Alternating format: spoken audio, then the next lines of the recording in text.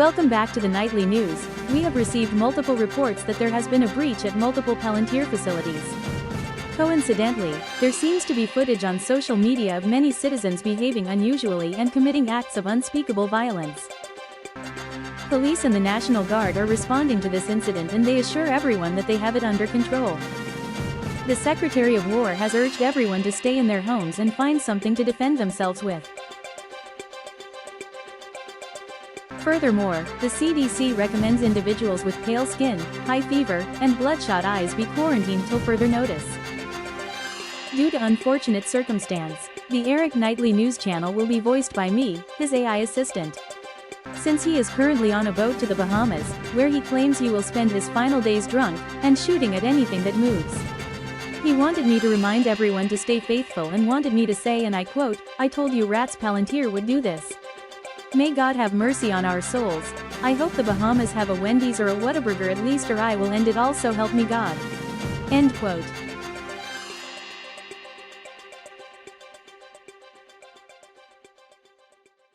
Ladies and gentlemen, welcome back to the channel. I am Eric Nightly, and today we are talking about zombies. Yes, we are doing our first gun video of the channel, of the first dedicated gun video anyways. So welcome. There's a lot of that to come, but we're going to kick off to it. So, zombies have kind of plagued our culture for a while, but I want to go ahead and get rid of that. Forget that you know about World War Z, The Walking Dead, gross. 28 days later, all that stuff. Let's just say you're sitting in your room, you're scrolling on the TikTok or whatever, you start seeing TikToks that are a little weird. You're like, what was that? You're on Twitter. What was that? Is that AI? I hate this life that we're in, but it's the one we're in. And all of a sudden, it kind of becomes real. Emergency broadcast system, all these things. There's a lot of things to consider with any type of doomsday scenario, but one thing that I've always liked about zombies is if you're prepared for a zombie apocalypse, then you're prepared for a lot of other things as well. If a hurricane hits, you're probably going to be okay. You have an evacuation plan or a shelter-in-place plan. Tornado, civil unrest. We got close to that in 2020, right? So all that to consider. Let's just get down to the list. These are the top 5 guns that I would use in a zombie apocalypse. So these are things that I would hoard for said apocalypse. And I'm going to try to list this in order of what I think is the most important, starting with my first one, which might be a little bit controversial. Anyways, let's get to it. The Glock 19 or a similar 9mm pistol. So when I say similar pistol, I mean things that could be considered Glock clones or something else. But for this case, we're going to go ahead and say any 9mm compact size pistol. My reasoning for that is my dog's growling right now. Brody, let me go see if there's zombies. Hold on.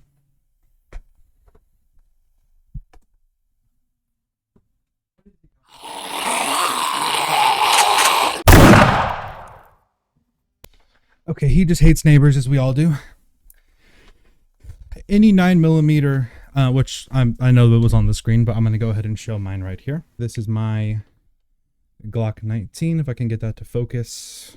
So this is a Gen 5 MOS. I have night sights on mine, but that's not required. But my reasoning for that is it's going to fit into every category. You're talking a reliable pistol, so I would say a Smith & Wesson M&P would work.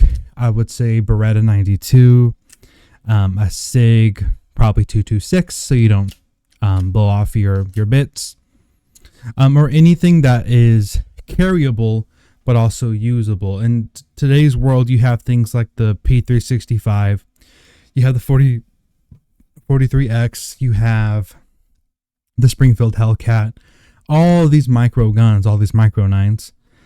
And that's great. I love them. They're really comfortable to carry in modern society. They are very comfortable to put on with formal clothes. They're comfortable to wear in all kinds of places, even in gym clothes. These things are great for that purpose. However, in a scenario where you need to put a lot of demand on your pistol, because you got to think once anything like this happens, you probably don't have the option to get anything else for a very long time or without great cost. Not only do you just have the fact that they're low cost, but the ammunition is low cost as well. 9mm works very well. 9mm is perfect. It's going to work great. It's been used to take down large game in self-defense like grizzly bears. Look this up. Don't take my word for it. 9mm is perfectly fine. What I would do is stock training rounds, like regular Full Metal Jacket, just Winchester, White Box, Federal, whatever rounds, but also get some hollow points, get good ammunition, do simple research on what that would be. Even talk to your gun store guy, but I'll also end up doing some videos over ammunition as well. So if there's something you want to see in that department, let me know. But getting the pistol, getting some magazines. If you get a Glock, there's magazines like you would not believe. You can get Glock mags, P mags, ETS. These are great brands. You're talking like $15, $17 a magazine as compared to a SIG. Look up how much SIG mags are. They're in the 50 something range. So there's a lot of reasons why I like my Glock. I understand that it's boring. It's the Toyota Corolla of the gun world. Everybody knows that. But it works. It's inexpensive, especially similar things. Really, today I would get an RXM, but that's just me. But by getting this, one, you have an actual good amount of power. Second, it's concealable. A compact pistol can easily be concealed. I have used it while I'm riding my bike. I've used it while walking my dogs, while exercising, all kinds of stuff. I have used my Glock for all kinds of things. You just have to put in the effort to make carrying happen, because carrying is not grabbing a pistol and throwing it on your person. It's about developing a concealed carry system. Now, that could be hard to do, but there's a lot of ways to get started. How I would get started is look up methods of carry, look up appendix carry, 4 o'clock carry, all those things, and then see what holster is a good brand. This holster I use on my 3 o'clock position. I have a pretty good draw with it, but I have been known to do appendix as well. But by getting a Glock by getting a compact 9mm, you can have a gun on you at all times. You have at least 15 to 17, 20 rounds ready to go. And also it's a bigger pistol, meaning it's easier to shoot. The bigger the gun, the less recoil if you have the same caliber. If you have a small 9mm, is that not the thumbnail? If you have a small 9mm, then it's going to kick all kinds of crazy because it's the same explosion happening in the gun compared to a compact where you don't have too much muzzle rise, especially compared to a carbine, right? So there's a lot of ways you can cut it, but you get good velocity from the barrel, meaning within shootable distances, it's going to be there. And really, in any defensive situation, it's better to make sure that you have a gun on you at all times than not. So if the first gun you go out and buy is a really cool rifle, that's great, but it doesn't do you any good if you're rushing out to get some water because people are eating each other and a bunch of guys try to take your car or your family or something crazy. With this, you even the odds quite a bit. So that's why I would get the 9mm. Really, if I could just have one, I would probably go for that because of the concealability. I can duct tape it to the inner working parts of my thigh and hold on to it. If I need to get through a checkpoint or some crazy marauder scheme, I could take it apart very easily. I could pull this apart and hide it in different places and reassemble it later. So there's lots of benefits to just a solid 9mm pistol, and really it needs to become your sword. Like in the olden times, everybody had a thing, everybody had a knife, whatever. This needs to become an extension of you. So for not a whole lot, you can get into it, but that is number one. And again, ammunition's cheap. If you have a little outpost type thing and a bunch of looters come, odds are they have 9mm on them as well. So you can get extra springs and whatnot. And also a good pistol will last you so many rounds. It's crazy, but that's where I would start. What's number two? Well, to me, after I got that out of the way, I think I would go ahead and go for something that can wear many hats. And I thought a lot about this with the other things on the list. So due to a lot of considerations, I'm going to go ahead and pick a pump action shotgun. That's what I would do for your second gun. So why is that? People are going to hate, whatever. Well, I'm trying to make sure this works for the common man. And I'll tell you what I think I would do. I would go out and I would get a Maverick 88 pump action shotgun chambered in 12 gauge or 20 gauge, depending on your frame. To me, if you weigh above 135 pounds, a 12 gauge shotgun is no problem at all. If you're below that, then you're going to be okay with 20 gauge as well. Now, shotguns could take a little bit of training, which should happen with all of these things here. But what a shotgun's going to allow you to do is, again, inexpensive. A Maverick 88 you can find for $200. Mine, I believe, was 240 something because it's the longer version of it. But great gun. You can grab a bunch of birdshot for not a lot of money. You can grab some good buckshot. Use the birdshot to train, learn how to manipulate and run the gun. And what a shotgun's going to allow you to do, this is assuming you have your pistol. This is a layered system. Assuming you have your shotgun, once again, very prolific. There's hunters everywhere that use shotguns. There's farm people. Shotguns are just a part of the culture, at least in the United States. But a shotgun can be used for defense.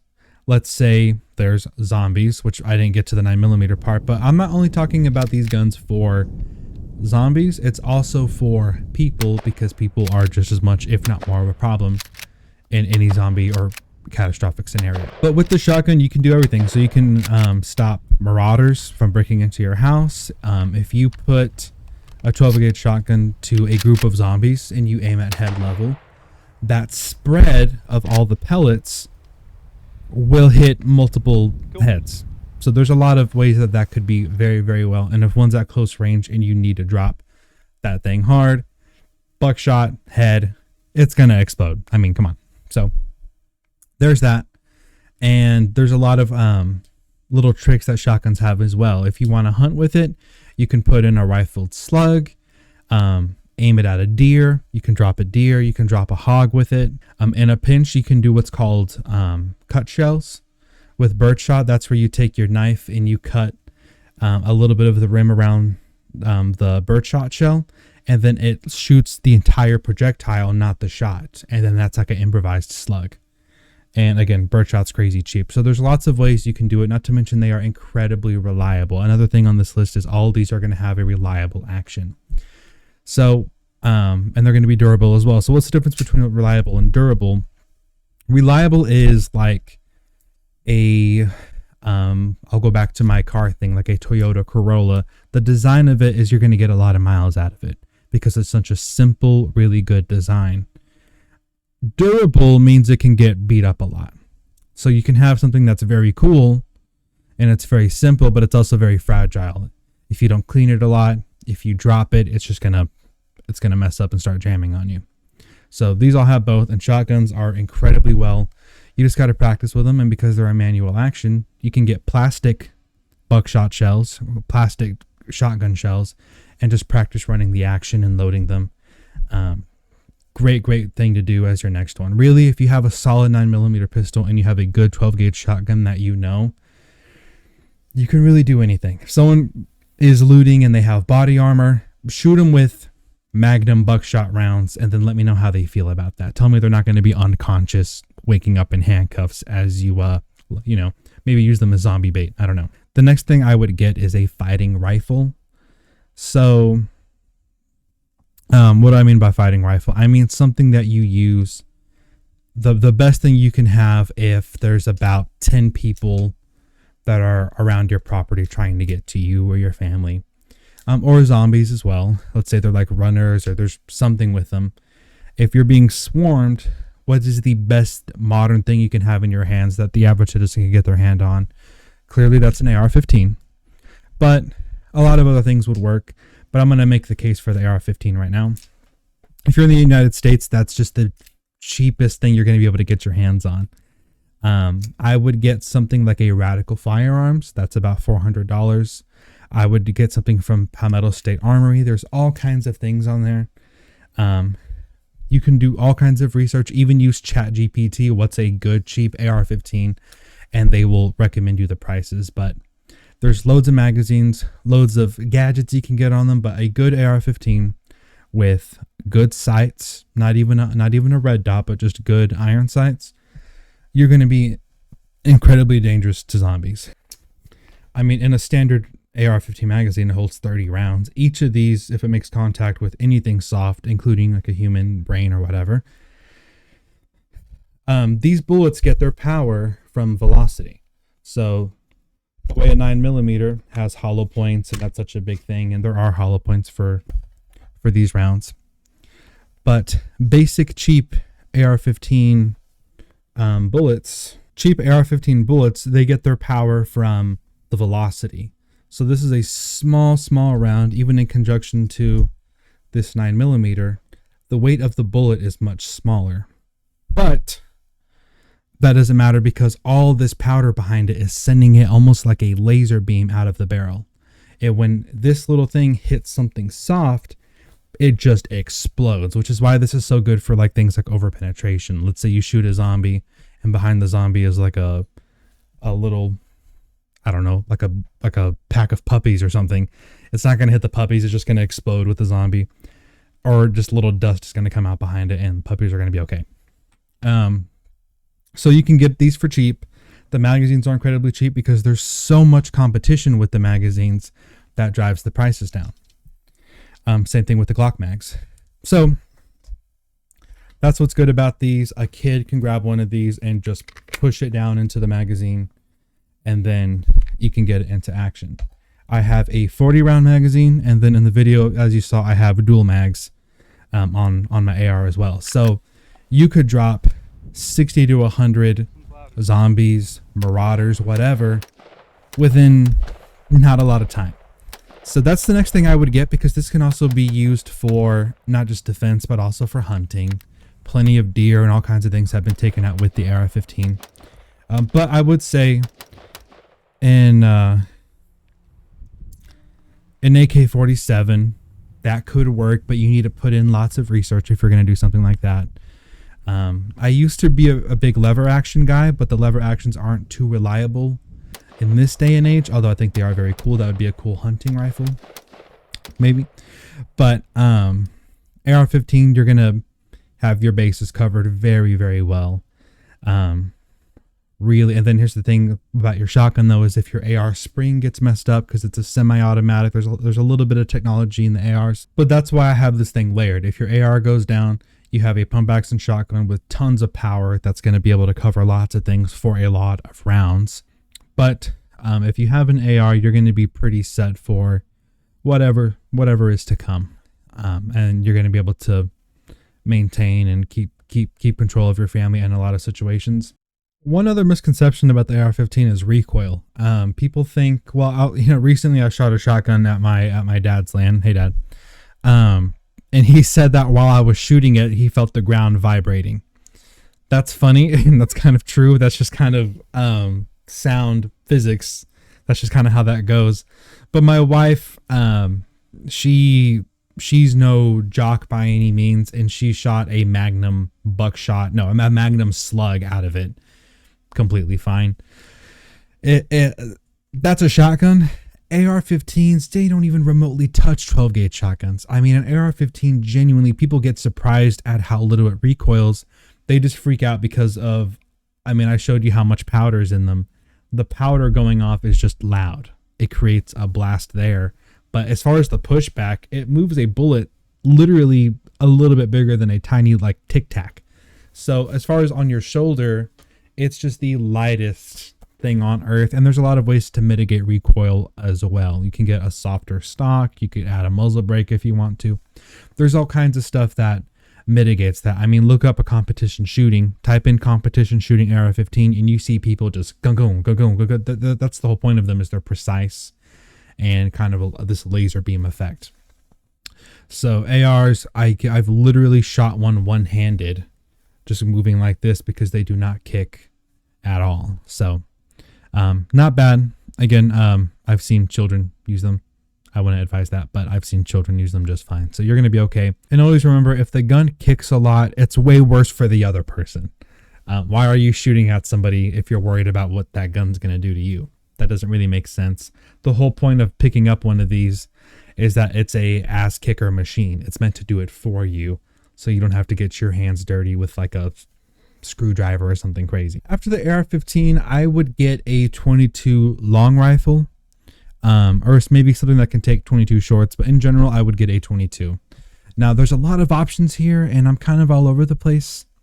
I don't own one, but I currently have a Ruger 1022, and there's a video on my channel if you want to go see it. It's a YouTube Shorts where I'm the guy doing it, where I'm loading rounds that I remember my dad bought for R22 whenever I was a kid. I was 12 years old and my dad bought these rounds. I shot these recently. I was 12 years old in 2012. So they're very old rounds. I think they're 14 years old. When I first brought this gun home, this is actually my brother's gun. When I brought it over, my wife asked if it was like a pellet gun. It looks very unassuming. They're like $200 if you find them in the right spot. Very lightweight. They have 10 rounds in the magazine. You can put a red dot, you can suppress it, you can get a tactical looking stock. This is stock. There's all kinds of stuff you can get on these. They're just handy to have. There's also 25 and 50 round drum mags for this. Reliability, I'm not really used to 22 long rifle, but this is a fun gun and it's real simple to use, and the recoil is basically non-existent. This is great for first time gun owners because if you got hit with even one round of 22, you're not going to be happy. You're probably going to stop whatever you're doing, but 10 rounds would definitely do it, in my opinion.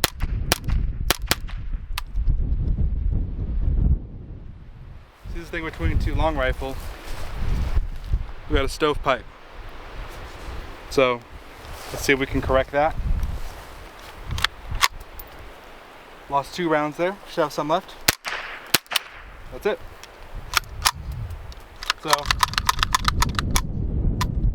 was that old ammo? Yes, it was. But even if I took 14-year-old ammunition out of a $200 gun, I had what, 5 rounds, no problem? You're already probably done. So, good gun, and there's better ammo to use. Go watch 22 Plinkster if you want to get into 22s, but it's a good rifle to have and a good one to practice on. I mean, I've been shooting guns all day and this felt like I didn't even know if it fired. I actually looked up to see if it did, so fun stuff. Even with old ammunition or a Ruger 1022 I haven't lubricated, it still ran a lot of the rounds, and it also never fully failed. Yes, it didn't cycle and it stovepiped. All I had to do was just move the action and it got back into the game and I was able to get some crazy rounds off. So Ruger 1022 has my seal of reliability. In general, 22s aren't that reliable because of 2 reasons. Number one, it's what's called a rim fire. If you look at the back of modern like 9mm or AR-15 bullets like 5.56 or 2.23, they are center fire, meaning the firing pin has to hit that little silver thing in the middle for the round to go off. With rim fire, it just has to hit the rim of the round. There is no center fired thing. There's no thing in the middle.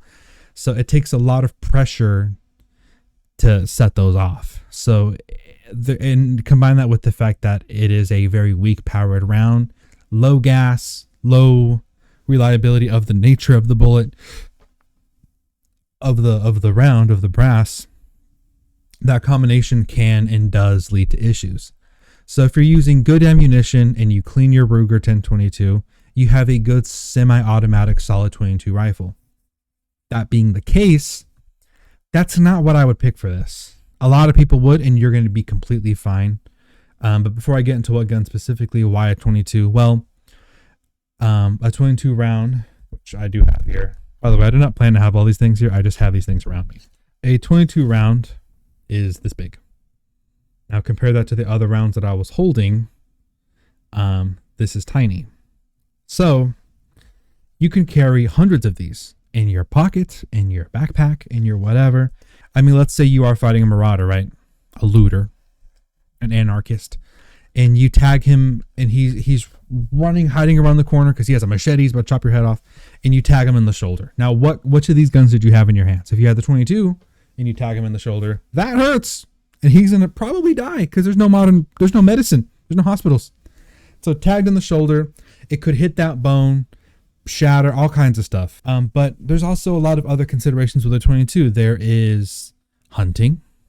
You can drop all kinds of things with a 22 because, again, it's all about shot placement. If you have a good, accurate 22 and you catch a deer in the neck, you may have to follow it for a while, and it is not a humane way to take a deer. But you took it and you didn't throw a rock at it or something else. So it's a very viable thing. If you have a suppressed 22, that's extremely quiet. You can get subsonic to where I could shoot a gun in this room and no one outside knows I'm doing it. That could be great to not attract more zombies or people, right? Not to mention 22 is just naturally a lot quieter than all the other guns I've talked about on this list. So great things to consider, and having one is huge. They are very inexpensive, especially good brands that have to compete with each other. And then not to mention ammo they're basically giving it away almost for free, and you can stockpile it like crazy. So why not a 1022? Well, because it's semi-auto and you have to clean it and all these things. To me, we're getting in the realm of utility, and if it's a gun of utility, then I would get a good bolt action 22, in my opinion. My dad has one that's very cool. I think it's a Mossberg. But a magazine-fed bolt-action 22 would be perfect. It would probably outlive you because it's such a small pressured round going off. And it's very reliable. If you jam a bolt-action rifle, it's probably because you were trying to. They are incredibly reliable. This is why I lean towards bolt-action over lever actions, even though lever actions are cool.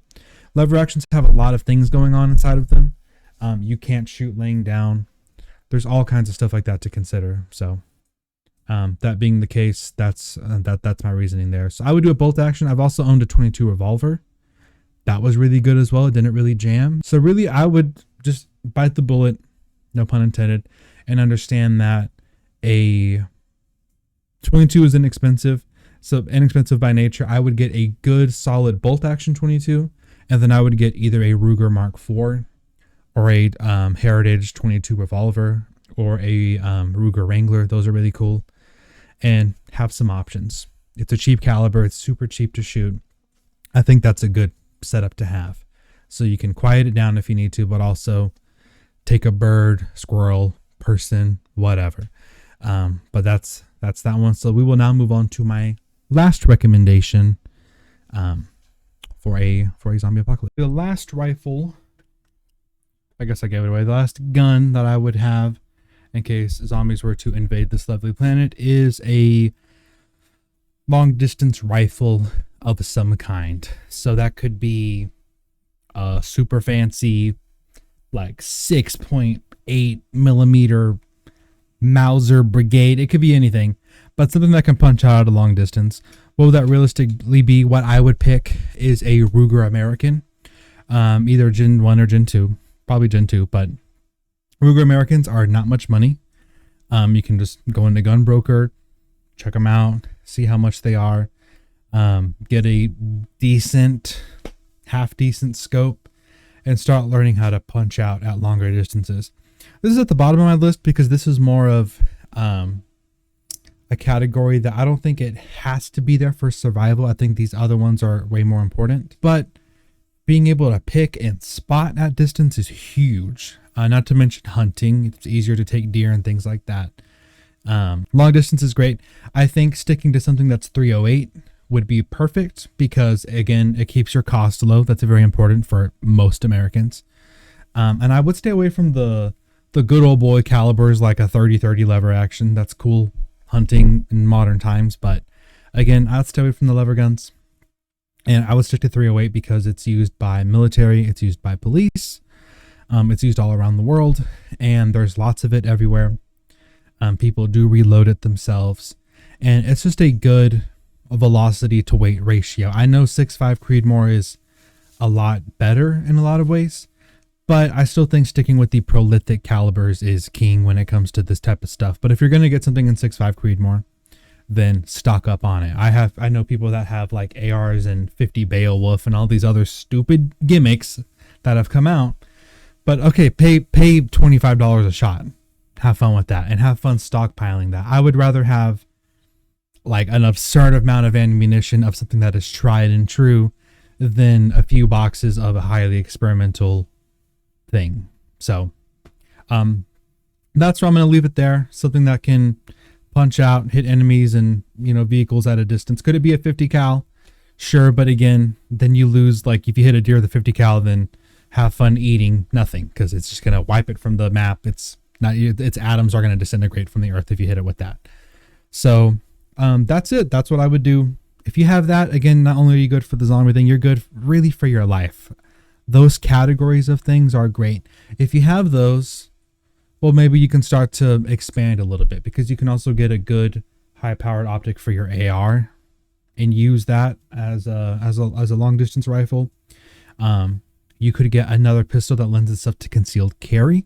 I will be doing a video soon on the Glock 19 and how the Glock 19 type guns can be used today in every situation.